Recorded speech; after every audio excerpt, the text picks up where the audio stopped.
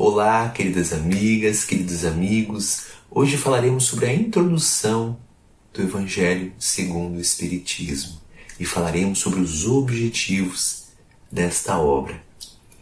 Podem dividir-se em 5 partes as matérias contidas nos Evangelhos.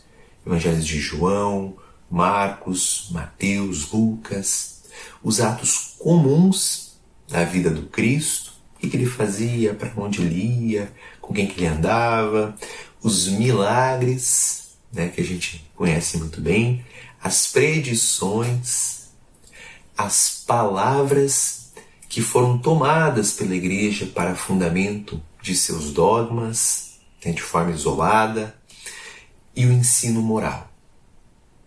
O ensino moral. As 4 primeiras têm sido objeto de controvérsia. Que tem que batizar assim, que tem que batizar assado, que não precisa batizar, por exemplo. Então, os conflitos entre as diversas religiões estão nessas 4 primeiras, no uso que é feito desses 4 primeiros, essas 4 matérias contidas ali no Evangelho. Porém, a última, o ensino moral de Jesus, conservou-se constantemente inatacável. Então ela permanece constante. E é esta moral do Cristo que transformou, que vem transformando os nossos corações de forma tão intensa. É esta que toca a todo ser, independente da sua religião, independente da sua crença. Esta que permanece. E esta moral, ela é um código divino. Diante deste código divino, conforme nos traz Kardec, a própria incredulidade se curva.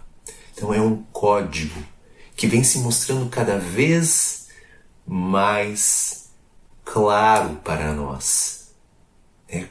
Com o ensinamento dos Espíritos, com a nossa evolução. Então, esta obra vem trazer luz por meio da espiritualidade a este código que o Cristo nos trouxe, este código de conduta. Jesus, que é o caminho, a verdade, a vida, é o mestre, é o condutor. Ele é o nosso condutor neste processo. Ele exemplificou de forma perfeita o trajeto que nós devemos percorrer nos seus ensinamentos morais. Então, por isso que é um código divino, um código de conduta, um direcionamento para todos nós, independente da nossa cor, raça, credo, para todos os seres da humanidade, samaritano, fariseu, brasileiro, todos nós. Ele é terreno onde todos os cultos podem reunir-se, estandarte sobre o qual podemos todos colocar-se, quaisquer que sejam suas crenças, porquanto jamais ele constituiu matéria das disputas religiosas, que sempre por toda parte se originam das questões dogmáticas. Os conflitos religiosos são pelos dogmas e não pelo amar ao próximo como a si mesmo. Não pelos ensinamentos morais. Porque os ensinamentos morais, eles nos convidam a aceitar a diferença, a sermos tolerantes, pacientes, persistentes e não a disputar. Então os códigos, o código moral que o Cristo nos ensinou, ele é inatacável, inabalável. E ele reúne, ele não separa. Aliás, se o discutissem, nele teriam as seitas encontrado sua própria condenação, visto que na maioria elas se agarram mais à parte mística do que à parte moral, que exige de cada um a reforma de si mesmo. Então os ensinamentos do Cristo, eles nos convidam à reforma íntima.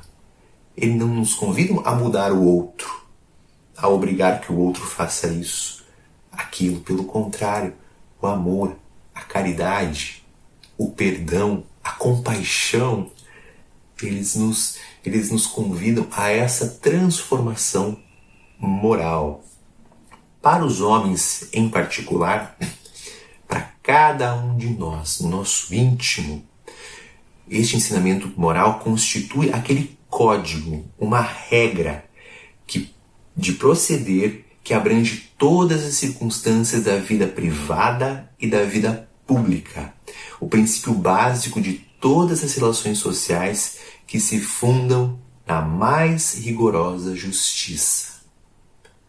Então, os ensinamentos do Cristo, eles servem para regular a vida social, por exemplo.